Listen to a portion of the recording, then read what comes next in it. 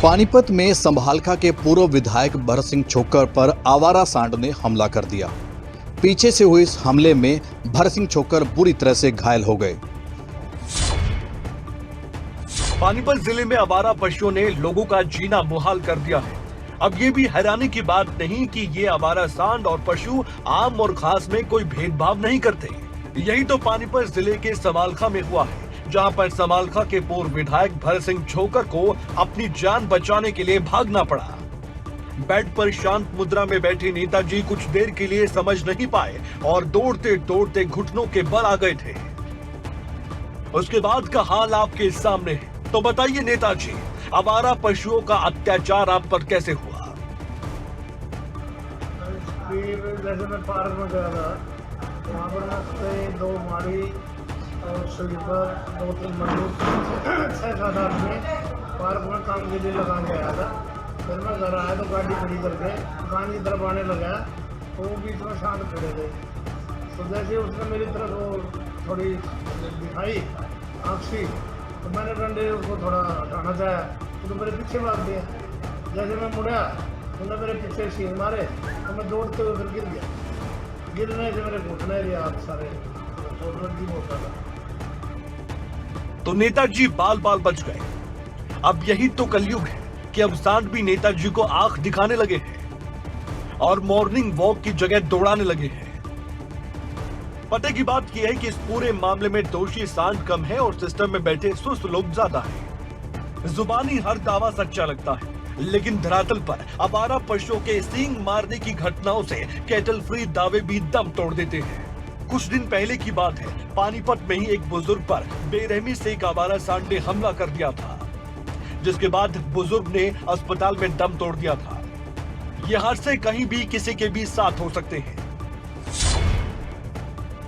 संभालखा के लोगों का कहना है कि कई बार इस समस्या को लेकर प्रशासन को बताया भी गया, लेकिन प्रशासन नहीं जागा और अब जाकर ये बेसहारा पशु लोगों पर हमला करने लग गए हैं। चरखी दादरी में समय पर वेतन ना मिलने से ठेके पर लगे बिजली कर्मचारी भड़क गए और जमकर विरोध किया। तो वहीं हिसार में बिजली की समस्या का समाधान ना होने पर ग्रामीणों ने एससी कार्यालय के बाहर विरोध प्रदर्शन किया। चरखी दादरी में बिजली कर्मचारियों का गुस्सा इस कदर फूटा कि वो धरने पर ही बैठ गए। दरअसल बिजली निगम में ठेके पर लगे इन कर्मचारियों को वेतन नहीं मिला है, जिस कारण कर्मचारी भड़क गए और रोष प्रदर्शन किया। कर्मचारियों ने चेतावनी दी है कि जब तक उनको वेतन नहीं मिलेगा वो काम पर नहीं जाएंगे और बड़े स्तर पर आंदोलन करेंगे। जरूरत पड़ी तो दूसरे विभाग के कर्मचारियों को भी अपने साथ लेंगे। कर्मचारियों डीसीएड के कर्मचारियों की तनख्वाह टाइम पर नहीं मिलने के कारण हो रहा है। उनको अब तनख्वाह 1 महीने से तनख्वाह नहीं मिल रही है। बार बार मैनेजमेंट द्वारा कागजों का बहाना बनाकर उनकी तनख्वाह रोक दी गई है, जिसके कारण उनका आजीविका का चलाना बहुत मुश्किल हो गया है। और इसके खिलाफ हमने महकमे को, डिपार्टमेंट को, अफसरों को लिखित में नोटिस तक भी दिया है, लेकिन जूं तक नहीं रेंग रही है। और हम आगे यदि इसी प्रकार से यदि इन्होंने ये हमारी पे डीसीएड के कर्मचारियों को नहीं दी तो हम कार्य का भी बहिष्कार करेंगे और जमकर इसका विरोध करेंगे और हमारा ये कार्यक्रम विरोध प्रदर्शन आगे भी जारी रहेगा। वहीं प्रदर्शन कर रहे बिजली कर्मचारियों का कहना है कि उनको वेतन ना मिलने से काफी परेशानियों का सामना करना पड़ रहा है। उधर हिसार में 15 दिन का समय दिए जाने के बाद भी पंचग्रामी पाबड़ा गांव में बिजली समस्या का समाधान नहीं हुआ है, जिसके बाद ग्रामीण एससी कार्यालय के सामने ही धरने पर बैठ गए। ग्रामीणों की मांग है कि 24 घंटे उन्हें बिजली दी जाए, साथ ही वोल्टेज की समस्या का भी समाधान किया जाए। एक तरफ जहां बिजली कर्मचारी वेतन ना मिलने से परेशान हैं, तो वहीं दूसरी तरफ बिजली की समस्या से ग्रामीण जूझ रहे हैं। ऐसे में सवाल बिजली विभाग पर ही खड़े हो रहे हैं। हरियाणा में 10वीं 12वीं और जेबीटी की परीक्षाएं चल रही हैं। इसी के चलते हरियाणा शिक्षा बोर्ड के चेयरमैन जगबीर सिंह औचक निरीक्षण करने के लिए पहुंचे। ये है भिवानी के राजकीय कन्या सीनियर सेकेंडरी स्कूल की तस्वीरें, जहां 10वीं 12वीं और जेबीटी की परीक्षाएं चल रही हैं। अब जब नकल का मुद्दा प्रदेश में पहले से ही गर्मा रहा है, तो इस पर ज्यादा ध्यान देने की जरूरत भी है। इसी कड़ी में board chairman doctor Jagbir Singh ने एक परीक्षा केंद्र पर अचानक ही छापा मार दिया। जैसे ही वो परीक्षा केंद्र पहुंचे तो मौके पर हड़कंप समझ गया। हरियाणा विद्यालय शिक्षा बोर्ड की 10वीं की और जेबीटी की परीक्षाएं चल रही हैं। 18 अगस्त से परीक्षा एक दिवसीय परीक्षा हुई थी, जिसमें लगभग 14,000 विद्यार्थियों ने भाग लिया था और 10वीं 12वीं के ऐसे 1,000 विद्यार्थी 19 तारीख से लेकर के 3 तारीख तक की परीक्षा देंगे। जेबीटी के विद्यार्थी प्रथम वर्ष और द्वितीय वर्ष के सुबह शाम में परीक्षा हो रही है। लगभग 33,000 विद्यार्थी हैं जिनकी परीक्षाएं 19 तारीख से लेकर के 31 अगस्त तक चलेंगी। अब तक नकल विरोधी अभियान में वो जो 10वीं 12वीं के 250 केस बन चुके हैं और जेबीटी के 230 के आसपास केस बन चुके हैं। वहीं चेयरमैन ने अपनी टीम के साथ परीक्षा केंद्र के सभी कमरों में जांच की, साथ ही यहां तैनात स्टाफ से भी पूछताछ की गई। प्रांत भर में 75 परीक्षा केंद्र चल रहे हैं, उसमें 57 फ्लाइंग बनाई हुई हैं और वो सब सुचारू रूप से अपना कार्य कर रही हैं। उसी कारण देखकर लग रहा है कि अपने इतने सारे केस बने हैं और कहीं किसी प्रकार की कोई पर्ची की बारिश और जो पहले जो माहौल देखते थे वो माहौल में बहुत अंतर है। सामान्यतः ठीक है, लेकिन विद्यार्थी के जो साइन करने और इन्विजिलेटर ने साइन करने का कॉलम बनाया कि किसी कारण से किसी विद्यार्थी की पुस्तिका गुम हो जाए तो जो उसका एडमिट कार्ड है विद्यार्थी अपने सिग्नेचर भी करता है और जिस रूम में वो उसका इन्विजिलेटर खड़ा है उसके भी साइन कराता है, ताकि कल को विद्यार्थी अपना क्लेम कर सके कि मैंने परीक्षा दी थी, आपकी गलती है, बोर्ड की गलती है, ताकि पता जानकारी मिल सके। इस दौरान डॉक्टर जगबीर ने बताया कि परीक्षाएं पूरे प्रदेश में 18 अगस्त से शुरू हुई थी, जो कि 3 सितंबर तक चलेंगी। उन्होंने बताया कि इस बार प्रदेश भर में 75 परीक्षा केंद्रों पर परीक्षाएं चल रही हैं और नकल पर नकेल लगाने के लिए 57 उड़न दस्तों का गठन भी किया गया है। बच्चे किसी भी राष्ट्र का भविष्य होते हैं। ऐसे में शिक्षा महकमा प्रयास इसी बात को लेकर कर रहा है कि नकल पर नकेल कसी जाए। हालांकि तमाम प्रयासों के बावजूद कहीं न कहीं नकल के केस सामने आ ही जाते हैं। हरियाणा में HSSC पेपर लीक मामले पर उठी सीबीआई जांच को लेकर अब सियासी बयानबाजी का दौर शुरू हो चुका है, जहां पहले ही गृह मंत्री अनिल विज पेपर लीक मामले पर सीबीआई जांच की मांग कर चुके हैं, लेकिन वहीं शिक्षा मंत्री कंवरपाल गुर्जर इसकी जरूरत महसूस नहीं करते। तो वहीं अब कांग्रेस की प्रदेश अध्यक्ष कुमारी सैलजा ने इसे सरकार में फूट बताया है।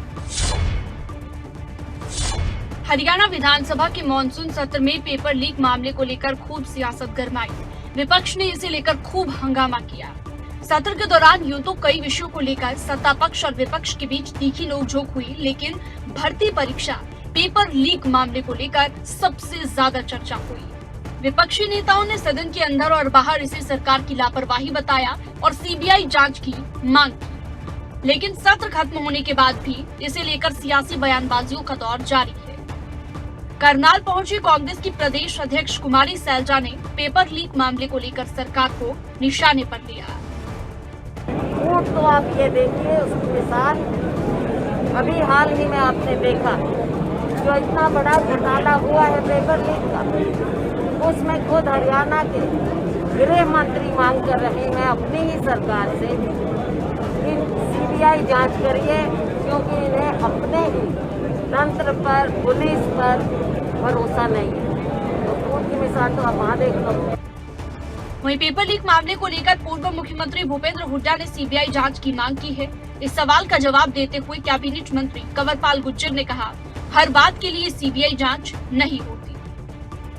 जो परीक्षार्थी है वो दोनों मिल भी जाए तब भी वो उसमें गड़बड़ नहीं कर सकते, क्योंकि तीसरी कॉपी सीलबंद है और वो कोर्ट के आदेश से खुलेगी।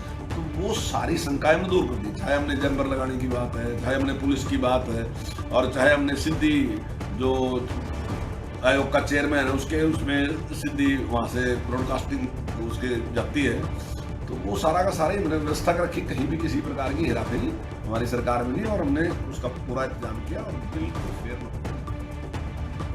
कुल मिलाकर हरियाणा में पेपर लीक का मुद्दा गर्माता जा रहा है। एक तरफ विधानसभा में इस मामले पर बिल को सहमति मिल चुकी है, तो वहीं विपक्ष भी इस मुद्दे पर सरकार को घेरने से बाज नहीं आ रहा।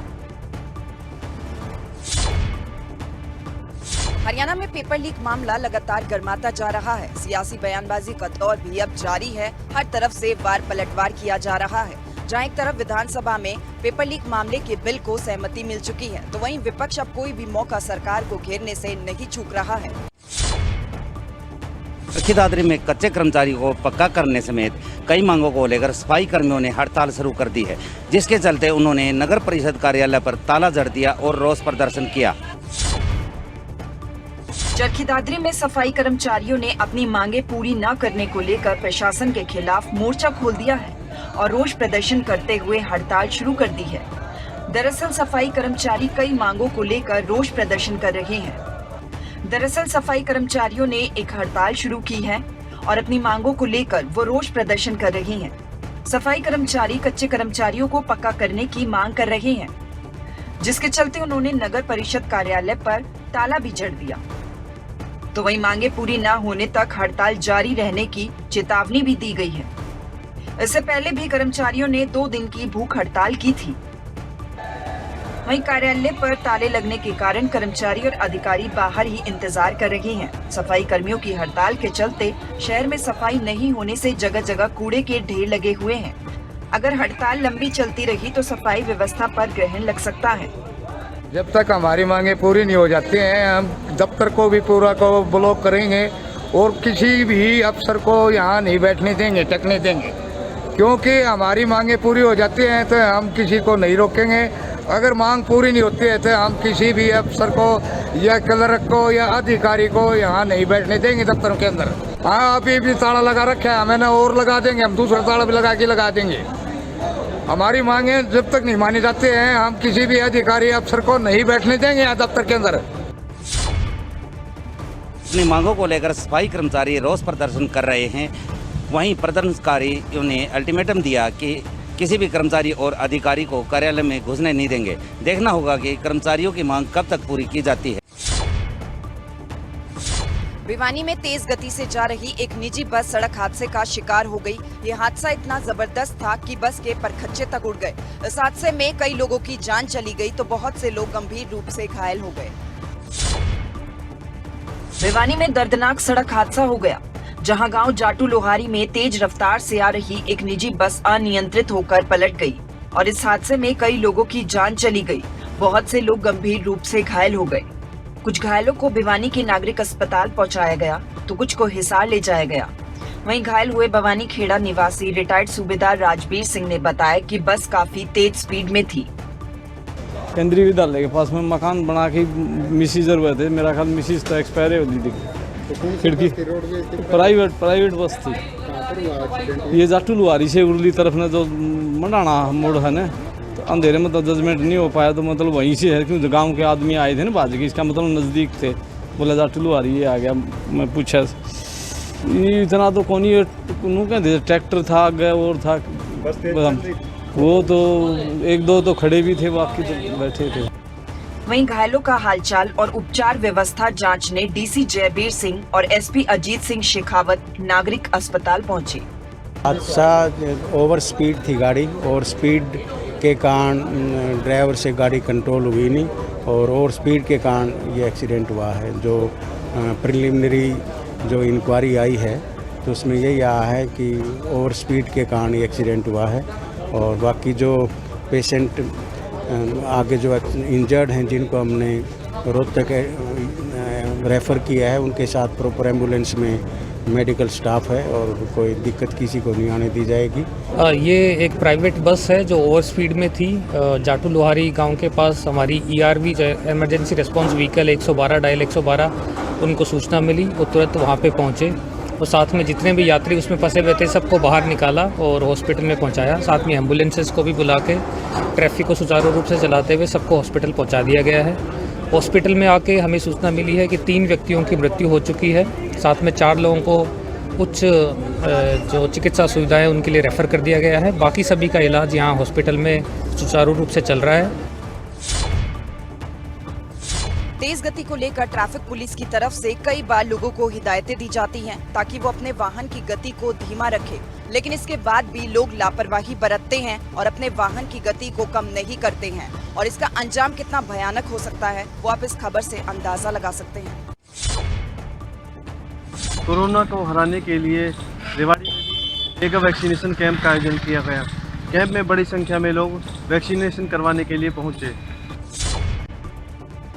कोरोना की दूसरी लहर बेहद ही घातक साबित हुई, लेकिन अब संभावित तीसरी लहर से निपटने के लिए सरकार प्रशासन की तरफ से तैयारियां की जा रही हैं। वहीं वैक्सीनेशन अभियान भी देश भर में तेजी से जारी है। रेवाड़ी में भी स्वास्थ्य विभाग की ओर से वैक्सीनेशन ड्राइव का आयोजन किया गया। सरकार और प्रशासन के साथ साथ सामाजिक संस्थाएं भी अब सामाजिक कार्यों में आगे आने लगी हैं, जो कि बड़े अच्छे तरीके से चल रहा है। आज कम से कम 300 डोज हमारे पास आई हुई है।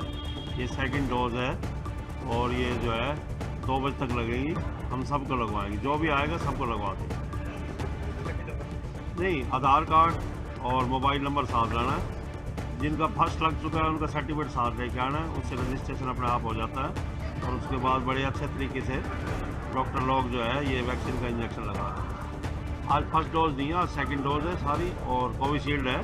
और ये 300 डोज आई हुई है, और 300 डोज से अगर ज़्यादा भी लोग आ जाएंगे तो भी हम सबको लगवा के भेजेंगे। वहीं लोग भी बड़ी संख्या में वैक्सीन लगवाने के लिए पहुंच रहे हैं और दूसरों को भी जागरूक कर रही हैं ताकि वो भी वैक्सीन लगवाएं। रविवार को हमने एक सम्राट हॉस्पिटल में भी एक कैंप का आयोजन किया है और वहाँ पे शुगर के डॉक्टर, ऑर्थोपेडिक्स के, आइस के, डेंटिस्ट, वो भी हम एक संडे को कैंप लगाना जा रहे हैं। और आपके माध्यम से मैं रेवाड़ी की जनता को यह कहूँगा कि वहाँ पर अच्छे डॉक्टर्स आ रहे हैं, मेडिसिटी गुड़गांव से भी डॉक्टर आ रहे हैं, तो सब उस कैंप का भी लाभ उठाएं। कोरोना के खात्मे के लिए देश भर में तेजी से कोरोना वैक्सीन अभियान चलाया जा रहा है। पहले जहां लोग वैक्सीन लगवाने से कतराते थे, वहीं अब लोग जागरूक हैं और उत्साह के साथ कोरोना की वैक्सीन लगवाने के लिए आगे आ रही हैं। कोरोना अभी पूरी तरह से ख़त्म नहीं हुआ है, इसलिए ज़रूरी है कोरोना वैक्सीनेशन के साथ कोरोना नियमों का भी पालन किया जाए ताकि कोरोना दोबारा से हावी ना हो सके। करनाल में 21 अगस्त को हथियार के बल पर लूट की वारदात को अंजाम देने वाले 3 आरोपियों में से 2 को गुप्त सूचना के आधार पर पुलिस ने गिरफ्तार कर लिया है। वहीं तीसरा आरोपी अभी फरार है। इस पूरे मामले का एक सीसीटीवी फुटेज भी सामने आया है। करनाल पुलिस के हाथ एक बड़ी कामयाबी लगी है। पुलिस ने लूट की वारदात को अंजाम देने वाले 2 आरोपियों को काबू किया है। साथ ही उनके पास से कुछ हथियार और लूटी हुई एक बाइक भी बरामद की गई है। दरअसल लूट की वारदात का एक सीसीटीवी भी सामने आया है, जो इस वारदात के दौरान की सारी घटना को बयां कर रहा है। 30 तारीख की शाम की वारदात है। वहाँ 3 हथियारबंद युवकों ने 2 युवकों से पिस्तौल के बल पर KTM बाइक स्नैच की थी, जिसमें हमने कल एक गुप्त सूचना के आधार पर सेक्टर 16 से 2 युवकों को गिरफ्तार किया है और गिरफ्तारी के दौरान उनसे जो लूटी हुई बाइक है वो बरामद की है और उनसे 2 असले भी हमने जो वारदात में इस्तेमाल हुए थे वो बरामद किए। अभी प्रीलिमिनरी इंक्वायरी पूछताछ है। 2 315 बोर का वेपन है इलीगल, वो फिलहाल जो पहली प्राइमरी पूछताछ में आएगी। दोनों वेपन यूपी से लिए गए थे। अब इनका रिमांड ले जाकर सोर्स तक भी जाएगा। सीसीटीवी फुटेज भी सर कोई सामने आया था? हाँ, जब इंसिडेंस हुआ था उस टाइम सीसीटीवी फुटेज एक सामने आया था जहाँ पे एक युवक उसमें हवाई फायर करता हुआ नजर आ रहा था। तो उस फुटेज काफ़ी क्रूशल रहा हमारे लिए इसको डेवलप करने के लिए और उनमें से गुप्त सूचना के आधार पर इम्पोर्टेंट। बता दें कि राखी के दौरान 2 युवकों से अवैध हथियार के बल पर बाइक और ATM छीना गया था, जिसके बाद इसकी सूचना पुलिस को दी गई। तो पुलिस इन लुटेरों की तलाश कर रही थी। गुप्त सूचना के आधार पर इन्हें पुलिस ने अब गिरफ्तार कर लिया है और अब आगे की कार्रवाई की जा रही है। पुलिस पूरे मामले की जांच कर रही है और अब देखना ये होगा कि इन लुटेरों से और क्या क्या खुलासे होते हैं। साथ ही पुलिस तीसरे आरोपी को कब तक गिरफ्तार कर पाती है। यमुनानगर में अब आंगनवाड़ी केंद्र भी हाईटेक होंगे, जिसके चलते अब आंगनवाड़ी वर्करों को 5 दिन की ट्रेनिंग भी दी जा रही है। यमुनानगर में आंगनबाड़ी केंद्र में अब बच्चों की रौनक बढ़ जाएगी। दरअसल आंगनबाड़ी केंद्र को प्ले स्कूल की तर्ज पर हाईटेक किया जा रहा है, जिसके लिए महिला एवं बाल विकास विभाग ने तैयारी भी शुरू कर दी है और रादौर के सामुदायिक केंद्र में आंगनबाड़ी वर्करों के लिए 5 दिन के लिए ट्रेनिंग कैंप भी लगाया गया है। इस कैंप के बारे में जानकारी देते हुए मास्टर ट्रेनर मीना कंबोज ने बताया कि आंगनबाड़ी केंद्रों में बच्चों की संख्या बढ़ाना केंद्र सरकार का उद्देश्य है, ताकि बच्चों और उनके अभिभावकों का आंगनबाड़ी केंद्रों के प्रति रुझान बढ़ सके।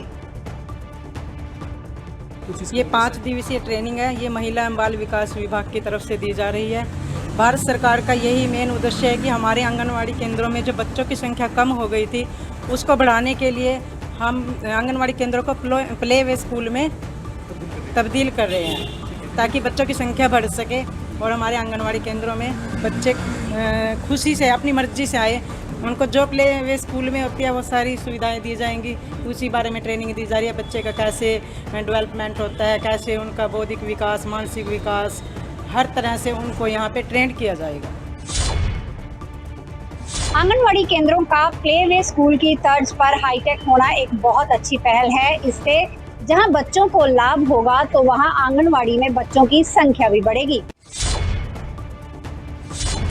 पलवल का एक सरकारी स्कूल पानी का तालाब बन चुका है, जिसके कारण स्कूल के कमरों में पढ़ाने के लिए टीचर नहीं पहुंच पा रहे हैं और स्कूल में पढ़ने के लिए बच्चे भी नहीं पहुंचते हैं।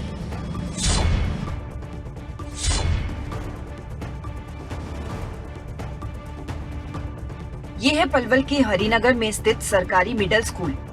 बाहर से ही देखकर इस स्कूल की खस्ता हालत को आप समझ सकते हैं। ये स्कूल पूरी तरह से तालाब में तब्दील हो चुका है।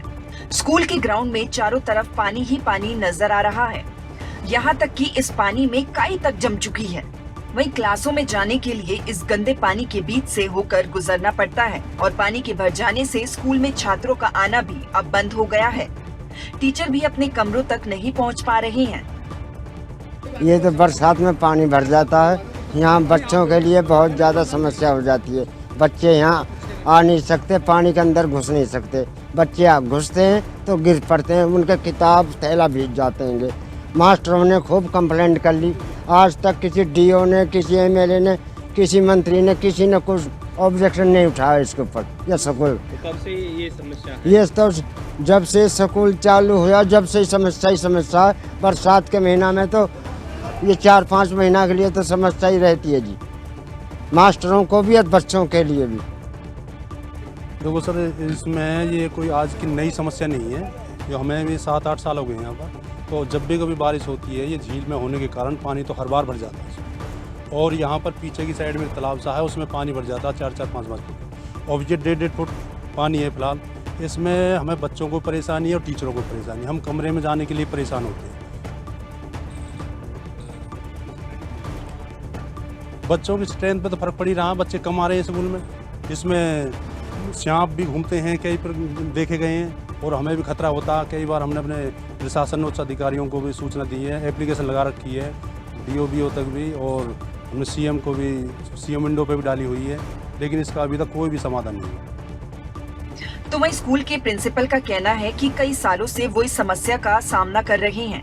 बारिश के समय में हालात बेहद ही खराब हो जाते हैं। दिक्कत है जी, हमें तो यहाँ आए 5 साल हो गए और जब से हम यहाँ आए हैं हमें तो ये मिला है। जब बरसात आती है, बरसात के 4 महीने यहाँ पर लगातार यही हालत रहती है। जैसे आप पीछे इधर देख रहे होंगे, यहाँ पानी भरा हुआ, पूरा तालाब बन जाता है। यहाँ पर बच्चे के बैठने की कोई सुविधा नहीं। अब तो बच्चे जो, अब तो फिलहाल तो हमने ईंट भी डाल रखी है उधर, जो पानी वाले जो पानी सूख गया थोड़ा, वहाँ पहुँच जाते हैं थोड़े बहुत, पूरी स्ट्रेंथ नहीं आ रही बच्चों की। वहीं इसको लेकर पलवल शिक्षा विभाग के जिला शिक्षा मौलिक अधिकारी गौतम कुमार का क्या कुछ कहना है, सुनिए। हरिनगर स्कूल में पानी बरसात का है, वहाँ रेलवे काम चल रहा था। रेलवे काम चलने के कारण रेलवे वालों का पानी है, पूरी गली का पानी है, उसमें चला गया था। उस पानी को निकालने के लिए उच्च अधिकारी संपर्क कर रहे हैं और पानी को शीघ्र निकलवा दिया जाएगा। काफ़ी पिछले कई सालों से, मतलब 8-9 सालों से हर बरसात में यही हाल होता है। तो रेलवे के अंदर कंस्ट्रक्शन का कार्य चल रहा है और रेलवे ने वहाँ पर पानी डलवा के वो पानी उस हुक्म में आ गया, उसको शीघ्र कर दिया जाएगा। हालांकि जिला शिक्षा अधिकारी ने स्कूल से पानी निकालने का आश्वासन दिया है, लेकिन देखना यह होगा कि कब तक स्टूडेंट्स और टीचर की ये समस्या का समाधान होता है।